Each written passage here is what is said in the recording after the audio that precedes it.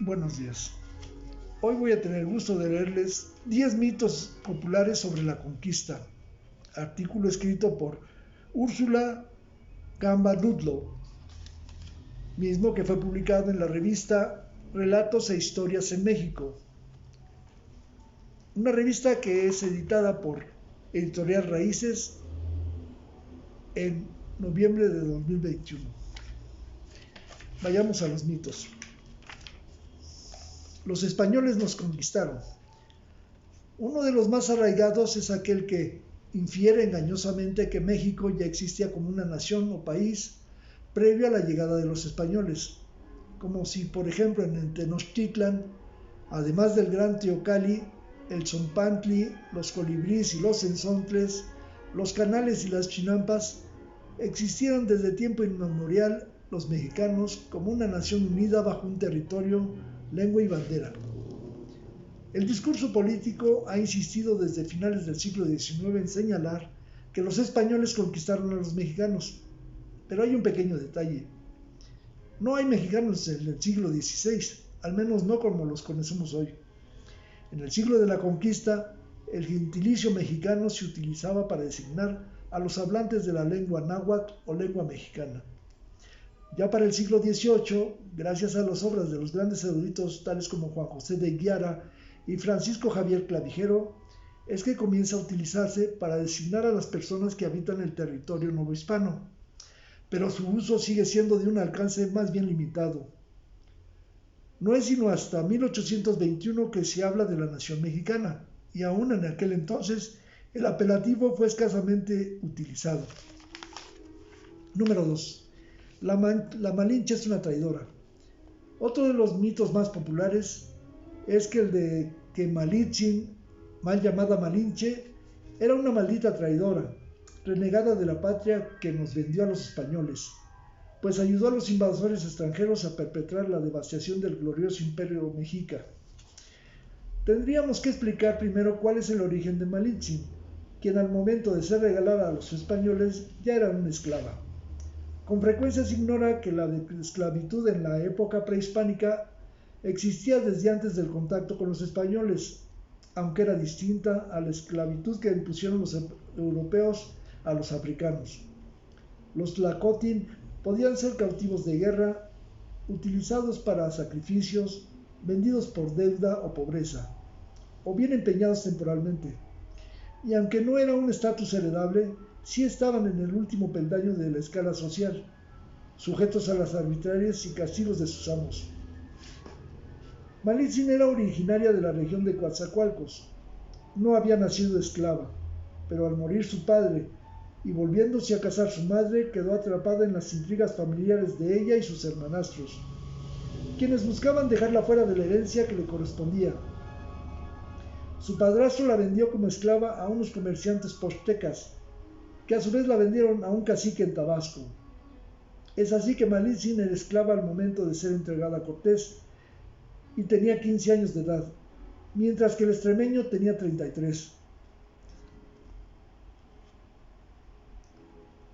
A partir de ahí, ella se convertirá en pieza clave, puente, enlace y vehículo para la comprensión de aquellas sociedades de las que Cortés no sabe ni comprende absolutamente nada, aún. Hay que recordar que a su arribo a las costas de Yucatán, los españoles encontraron al náufrago español Jerónimo de Aguilar, quien había vivido como esclavo de un cacique por muchos años y que por lo tanto sabía hablar maya además de castellano. Pero Aguilar no era brillante y avesado como Malitzin, sino al parecer bastante limitado, además de que no comprendía el náhuatl y no podía traducirlo. En dicho contexto, la presencia de Malitzin al lado de Cortés se hizo indispensable. Por supuesto que la expectativa de ser doña Marina y estar en una posición de poder, rodeada de respeto y atención, resultaba mucho más atractiva que seguir viviendo como esclava, que era exactamente lo que Malitzin entendía de lo dicho por Cortés a Aguilar y que después traducía del maya al náhuatl y otra vez de vuelta. Probablemente no lo sepamos nunca. Tercera, Cortés y Malitzin se amaban con locura. El concepto de amor romántico es un invento del siglo XIX. Anteriormente no existía. En el mundo prehispánico, las mujeres eran utilizadas para sellar alianzas y generar vínculos matrimoniales, y por lo tanto dinásticos. En el hispánico, el matrimonio era también un mecanismo de preservación de un linaje y un apellido, así como seguro y protección de la honra de una estirpe. Que las mujeres indígenas estaban sometidas al poder masculino y que dicho sometimiento continúa en el mundo virreinal es cierto, como lo es también que sentimientos como la pasión, el amor arrebatado y prácticas como el intercambio de flores y chocolates son una creación posterior. Que Cortés se sirvió de Malintzin como lo hizo con muchas otras mujeres indígenas y españolas es bien cierto, y que ella provenía de un universo donde la mujer estaba sometida a los designios patriarcales también. Que se amaran locamente y apasionada parece dudoso, por decirlo menos. Malintzin fue durante años la intérprete de Cortés y su enlace para comprender al mundo prehispánico, además de ser madre de uno de sus hijos, Martín, un mestizo que no vivió con ninguno de sus padres, sino que desde los 7 u 8 años se crió en la corte española. Cuarto, los españoles eran blancos y racistas. Uno de los mitos más absurdos, pero que más fuerza ha tomado gracias al culpígeno discurso anglosajón de reciente importación, es que los españoles eran blancos y racistas, como si se tratara de los mismos peregrinos del Mayflower. Las imágenes que permean al imaginario norteamericano que ahora ha copiado el discurso en nuestro país están asociadas a la cabaña del tío Tom, el color púrpura o 12 años esclavo, por mencionar solo algunas obras que retratan un mundo maniqueo donde los blancos son el epítome de la maldad. Lo cierto es que la dinámica de colonización y poblamiento de los mundos hispánicos en las Indias y las complejas relaciones con los nativos fueron muy distintas de aquellas llevadas a cabo por el vecino país del norte. La división de las repúblicas de indios y españoles al inicio de la colonización en Nueva España tenían un doble motivo. Por un lado, prevenir una posible rebelión de los indígenas y por el otro, preservarlos de los vicios y malas costumbres de los españoles. No se trataba de una apartheid. En la Nueva España, tanto los indígenas como los esclavos negros tenían ciertos derechos, claramente estipulados: el acceso al matrimonio y a la salud, ya que tenían sus propios hospitales para recibir atención, así como la posibilidad de emprender pleitos legales y acudir a las instancias de justicia para exigir la reparación de algún daño. Es decir, tenían personalidad jurídica, misma que tenían la posibilidad de ser redimida mediante el perdón y el arrepentimiento. Los indígenas tenían varios privilegios, como el no ser sujetos de esclavitud a partir de las leyes nuevas de mediados del siglo XVI, además de ser vasallos del rey, poder dirigirse a él y a su consejo sin intermediarios y no ser perseguidos por la Inquisición. No eran considerados ni tratados como animales, como sí lo eran los afrodescendientes en las plantaciones de Virginia, por ejemplo. Para los españoles, la mezcla con otros grupos sociales no despertaba el repudio en términos raciales. Categorías decimonónicas que hunden su raíz en los afanes clasificatorios del siglo XVIII, pero no en las empresas militares y religiosas del siglo XVI que generaban en el mundo anglosajón. Número 5. Los españoles genocidas querían exterminar a los pueblos indígenas.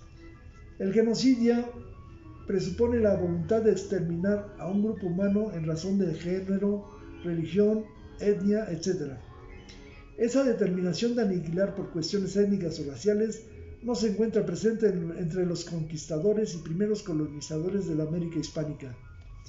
Si bien es cierto que la conquista trajo como resultado el fin de una civilización y la muerte de millones de seres humanos que no tenían defensas para los virus y bacterias que llegaron con los españoles, hombres y mujeres que sucumbieron también al caos de los primeros años, a la rapiña, los trabajos forzados y el trastocamiento irreparable de su mundo, los españoles no buscaban exterminar a los habitantes de este inmenso territorio.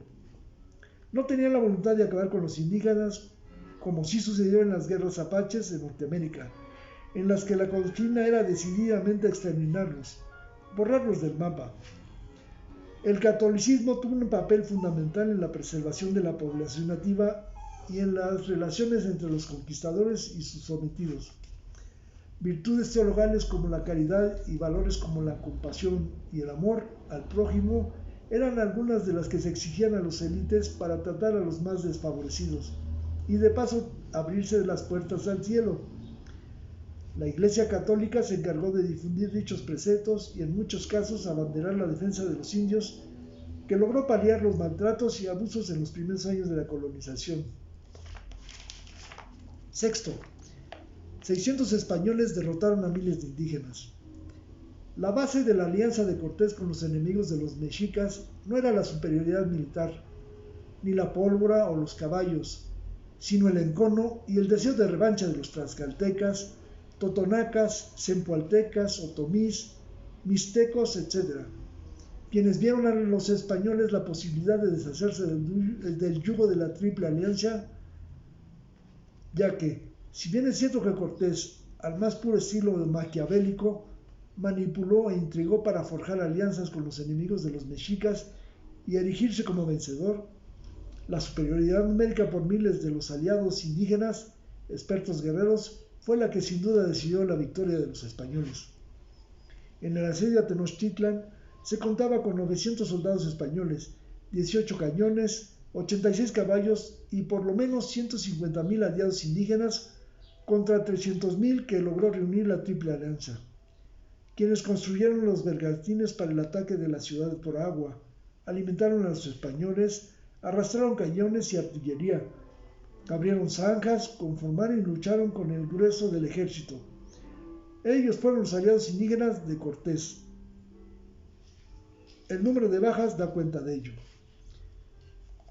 Séptimo, el 13 de agosto de 1521 cayó toda América. La caída de Tenochtitlan después de meses de guerra y asedio es solo una parte del proceso de conquista, poblamiento y sometimiento de los pueblos indígenas, que habitaban el vasto territorio que hoy conocemos como México. Con frecuencia se cree que ese día fatídico para la historia nacional fue el que provocó la caída, como fichas de dominó, de todos los señoríos que fueron automáticamente subyugados por las huestes españolas. Lo cierto es que solo los pueblos del altiplano lograron ser sometidos, mientras que los mayas en la península de Yucatán resistieron encarnizadamente durante décadas, y más aún las tribus del norte llamados chichimecas, consideradas bárbaras, salvajes e indómitas que, aun bien entrado el siglo XVIII, siguieron dándole dolores de cabeza a la corona española. La mayor parte de los pueblos que habitaban el septentrión novohispano eran cazadores, recolectores y por lo tanto nómadas, lo que también hacía muy difícil su sujeción. El proceso de aculturación, de conversión forzada y sometimiento fue muy largo y de ninguna manera uniforme, como no fueron tampoco los señoríos y los habitantes que poblaban el enorme territorio comprendido entre Mesoamérica y Aridamérica, cuyos confines nadie conoció con exactitud hasta el siglo XIX. Octavo, 500 años de resistencia indígena. Creer que la resistencia indígena ha durado durante 500 años es suponer que hay un esencialismo histórico en el que los indígenas son una masa homogénea de individuos que se han opuesto a los mecanismos de poder de la misma forma y por los mismos motivos. Dicha premisa ignora también que hubo otras formas de resistencia cotidiana que van desde la negociación, la vinculación efectiva, el hurto o la ineludible interacción a un nuevo orden como única forma de supervivencia. Ejemplo de ello fue acudir a las instancias legales para reclamar justicia. No olvidemos que en Nueva España el virrey en turno debía dedicar 2 días de la semana a escuchar exclusivamente quejas y pleitos de los pueblos de indios. Un caso claro de resistencia mediante la integración y aculturación es el de Isabel de Tecuipo, Flor de Algodón, la hija predilecta de Moctezuma, que fue casada 5 veces, primero siendo apenas una niña con su tío Cuitláhuac y luego con su primo Cuauhtémoc, para después quedar 2 veces viuda de sendos esposos españoles y por último contraer nupcias con Juan Cano, otro español. Doña Isabel aprendió muy pronto que el mundo como lo conocía había quedado atrás, que jamás volvería y que lo mejor sería conocer ese nuevo orden y aprovechar los vericuetos de la legislación española y sacar provecho de ella. 4 veces viuda, doña Isabel Moctezuma fue una poderosa encomendera, pues se le asignó Tlacopan o Tacuba, que era el señorío más grande del Valle de México y comprendía extensiones de tierras. Ella además era dueño de los 6,000 indígenas que laboraban a su servicio y a los cuales liberó en su testamento al morir, lo que finalmente ocurrió en 1550. Los indios conquistadores entendieron rápidamente quién era el nuevo poder y cuál era el mejor camino para pervivir. Los tlaxcaltecas recibieron merced por su colaboración con los españoles en la empresa de la conquista, títulos, escudos, tributarios y esclavos. Se les permitió usar sombrero y capa y caballo a algunos. Eran los nuevos símbolos de poder que los indígenas aprendieron.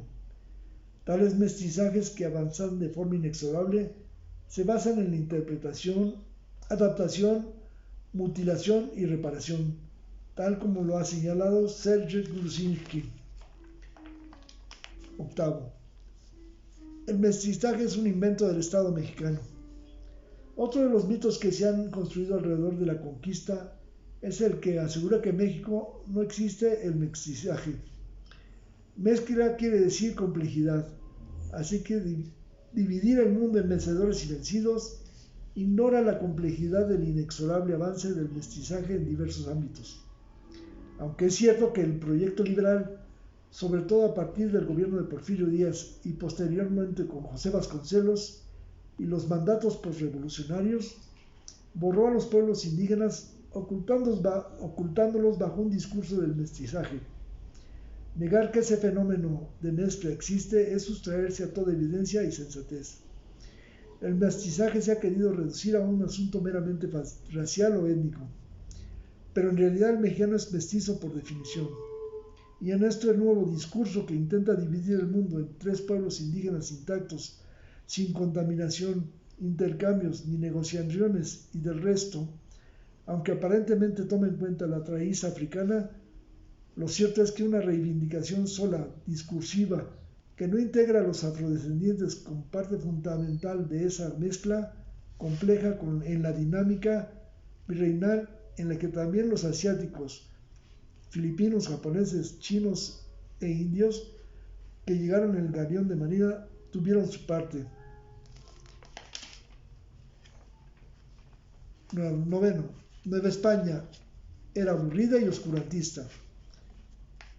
Por último, es importante destacar el gran mito de la historia nacional que, a mi parecer, el que más se ha enraizado en la conciencia de los mexicanos y que es el epítome del estereotipo y el prejuicio. El resultado de la conquista es una porquería, es solo muerte y devastación, desolación y marasmo, nada digno de rescate. Eso es la Nueva España. Para los menos radicales, Nueva España es solo un gran paréntesis, anterior al verdadero devenir de la historia de México. Un hueco, oscuridad. En efecto, en el imaginario popular de los mexicanos, durante 300 años no pasó nada, o si pasó algo, seguramente fue por culpa de la maldita y sanguinaria Inquisición. El gran olvido de la historia nacional es, sin lugar a duda, el periodo virreinal. Pocos saben que tanto la imprenta y la Universidad de Nueva España son las primeras en su género que se fundan fuera de Europa. Perú dirá que no, que su universidad es la primigenia, pero es un discurso de otra espera.